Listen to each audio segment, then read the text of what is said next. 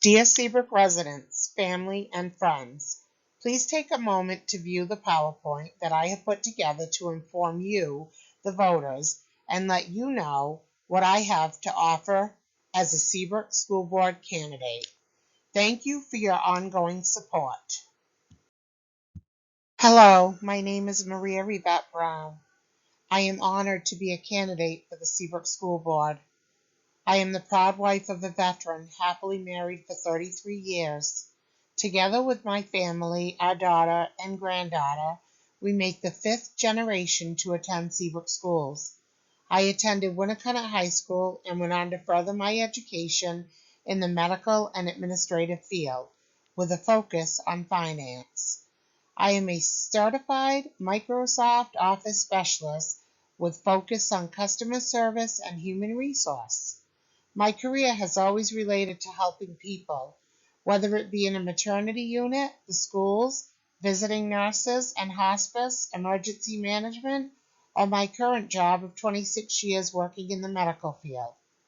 My father, a first responder, and my mother, a shoemaker, instilled in me the importance of giving back to our town. I have spent many years volunteering, coached our youth, and worked for the SAU 21 school districts. I am a notary public, justice of the peace, and a member of the American Legion Auxiliary Unit 70. I pledge to be a present and active board member.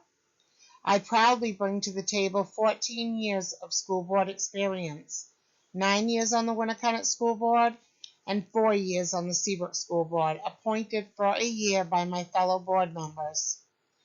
You have elected me for 14 years to advocate for the most precious gift of all, our children and their education. I believe that the knowledge I have to offer the school board will be an asset to our students, staff, and our entire school community. I have a proven track record to work as a team, set measurable goals, implement new programs, work with the administration for academic excellence with only the utmost respect for all. I am offering you an experienced, dedicated, honest, and seasoned choice on the school ballot.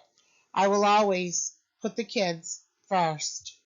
As you can see, our enrollment in both Seabrook Elementary School and Seabrook Middle School is decreasing. We need to look at why that is and if there's anything that we can do to help keep our students in our public school systems. This slide shows ranking based on test scores of 187 school districts. What impact will this have on our students? Many factors have negatively impacted the Seabrook students' population overall.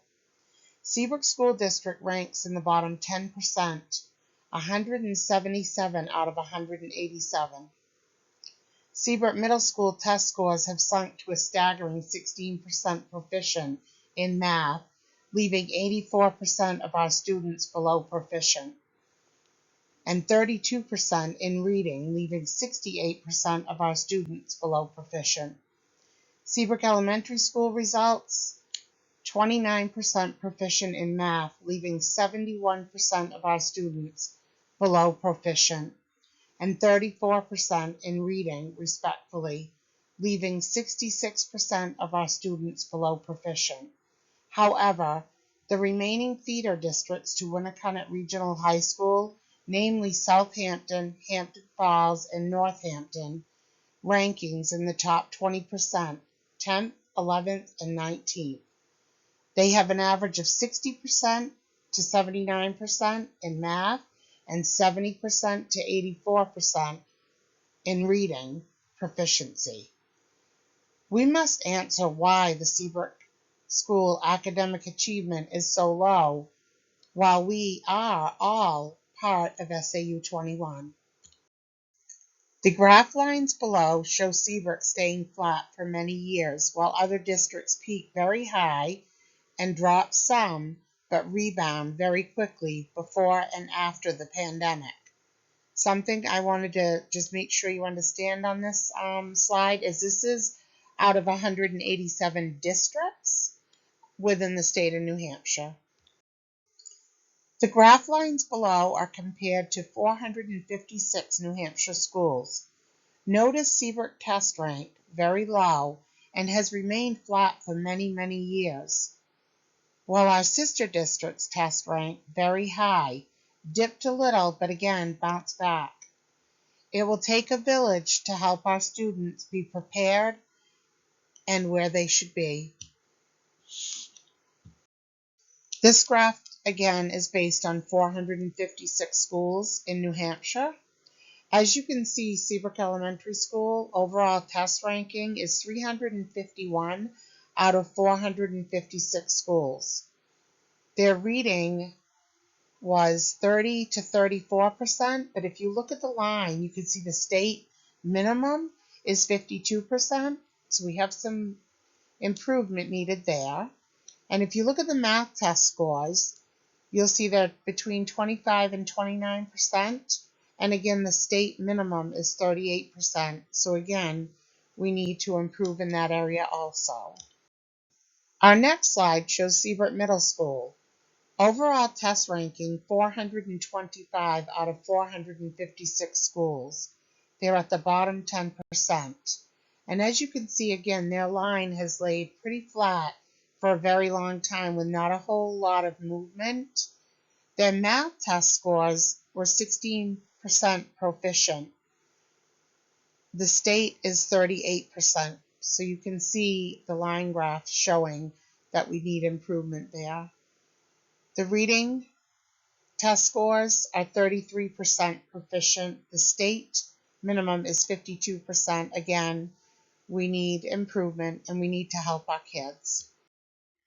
Serving on the Winnacunnet School Board and the Seabrook School Board in the past, I was able to see the direct impact that our students faced when entering 9th grade and beyond. I am offering you, the voter, a choice to bring a seasoned board member to the table, which can only enhance the board. At one point, students were entering high school never seeing algebra and many at an elementary school reading level. Please see the math test scores at present for our 5th, 6th, 7th, and 8th grade. Many students are placed in classes that are far beyond the scope of their skills, which is a direct setup for failure, and we must do what we can to help our students now. I am a firm believer that we should have monthly reports on progress and evaluate whether the current plan is working or needs attention. We are failing our students in so many ways by not sharing the data at the board meetings, reaching out to entire school community for support. I fully understand that individual progress is very important, but our students must be educated at the same level or higher as our feeder districts to succeed in high school and be competitive in the college acceptance process. If you look at the graphs I provided below, they're 3rd through 11th grade, the 11th grade not applicable at this time, but big concerns when you look at the numbers in math and reading, and those children in the Seabrook Middle School, 6th, 7th, 8th, and 5th, if you look at those scores, it's just really difficult to understand how they're going to be able to be successful if we don't support them now moving into the high school. Transition, preparedness, and placement entering middle school, high school, and beyond is vitally important. The impact of struggling students as they move forward will become more and more of a barrier as they move to middle school and on to high school. The board must set goals with the administration to take immediate action to help our students. Summer school is one area that needs to be more in line to focus on reading and math. We have 3 certified superintendents. It is time Seabrook has one focusing solely on our students' academics. I believe my background experience as a board working with the administration to bring low-performing students up to where they need to be and keep the students that are high performers challenged. We are setting our students up for failure if we continue to go on the path set in place without any change. My fellow school board candidates put a new policy in place to have no response from them during the meetings. Our elected officials, if any, when we the people at the public meetings ask questions or share concerns, imagine the full board must consider voting to allow one another to speak. None of our fellow districts run meetings in this format, and in my opinion, neither should we ever refuse to answer to you, the public. The school board members create policy, and I have the experience to make positive policy change. I will never forget that as a public servant, I answer to you, the people. And I always say this, a one-way conversation is never productive. This policy needs to go. Retention is crucial. Under my fellow school board member candidates' watch, we have had an unprecedented turnover. One interim superintendent and two superintendents in the past 2 years. Seabrook Middle and Elementary School lost two principals and two vice principals over the past 2 years. Other areas of loss, guidance, nurse, and cafeteria staff. Seabrook School has lost 9 teachers over the past 2 years and 14 teachers over the past 4 years. Why is that? Our school cannot afford to have any more loss of staff and must band together with a plan. The school board lowered the educational requirement of the substitute pool to a high school diploma or equivalent instead of a bachelor's or master's degree to substitute for our teachers. We have highly educated paraprofessionals, and they are qualified to substitute for teachers, and they know our students. The paras are to the teachers as the nurses to the doctor and the patients. Our staff, from the superintendent, principal, unions, and teachers, have been treated very poorly at many school board meetings. Many staff no longer attend due to the hostile behavior and fear. We must be a welcoming board, recognize our students and staff at board meetings, and join together. It is the key to success for all. I am going to talk about some of the barriers that I believe get in the way of learning. I commit to support the social and emotional wellness of our entire school community. We must support the mental health of our students and staff and improve academic achievements. Share data at the public school board meetings and bring about constructive ways to address behavioral challenges. Early intervention, education, and raising awareness is key. Follow the No Child Left Behind path. The past few years have put an incredible strain on staff, creating heavy turnover, students, parents, and all. The school board staff kept our school open, stuck by our students, and supported our families during the remote time. But the pandemic has negatively impacted our student population overall, and we must unite now more than ever to bridge the learning gap. We must be proactive instead of reactive.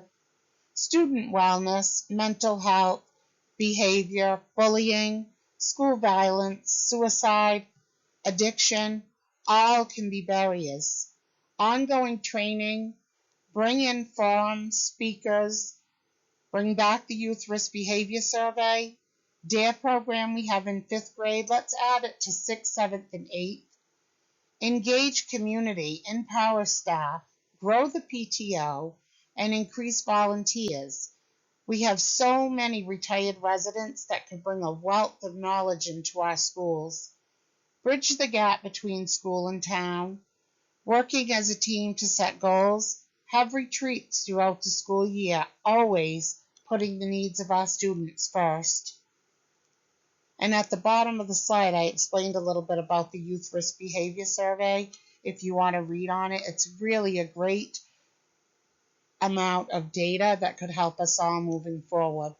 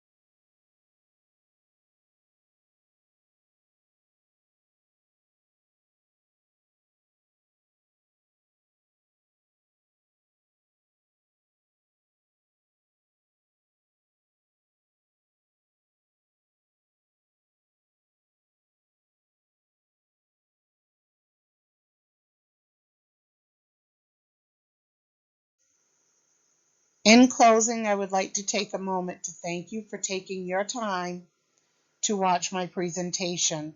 I hope you found it helpful. Building our community, Seabrook Strong, is what we need to do moving forward. Your voice will be heard through mine or with mine, and I thank you for your support. See you all on March 14th at the Recreation Center from 7 a.m. to 7 p.m. Please get out and exercise your right to vote. Thank you and enjoy your day.